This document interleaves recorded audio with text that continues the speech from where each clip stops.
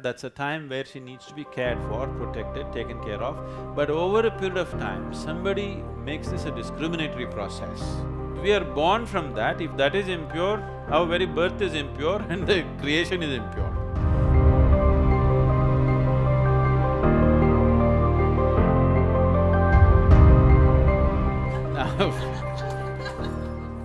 Now you made a very sweeping statement, a prejudice from the spiritual dimension.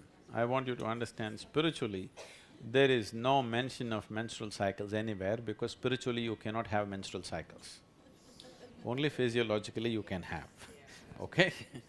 So it's a physiological issue which reflects as a psychological factor in a certain segment of women, I wouldn't say everyone, but quite a substantial segment of women find a reflection of their physiological process in their psychological makeup, which is a fact that has to be taken care of. If this is being said only because some temples and other things have said women cannot enter at that time, you need to understand this, from where this comes from. Today's woman, you forget about her, okay? How she's equipped, how she's capable of handling her bodily needs and other things are a different matter. I want you to look back 1,000 years ago. What kind of sanitary facilities did she have? What kind of processes did she have?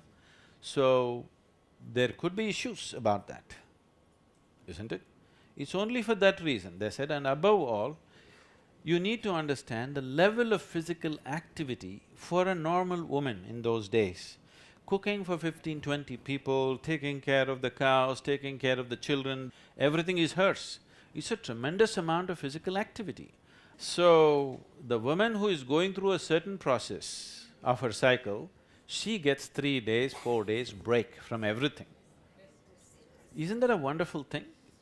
Because that's a time where it is almost like a malting period for a woman on one level. It's not as big as malting, but it's almost like that. That's a time where she needs to be cared for, protected, taken care of. Somebody else cooks for you, which never happens in her life.